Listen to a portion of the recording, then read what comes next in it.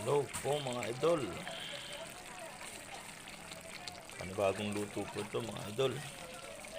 Chicken pork adobo with egg. Lalagay yung itlog dito mga idol. Limpo, 1 kilong limpo.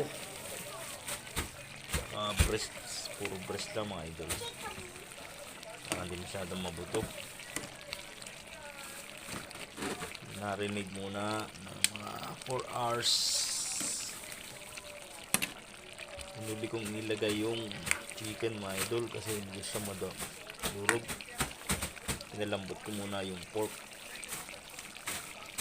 Ayan, mga idol, papaigahan ito mga idol. Nagmamantikang pakati. Pagkatapos saka ilalagay itong boiled egg sa ibabaw.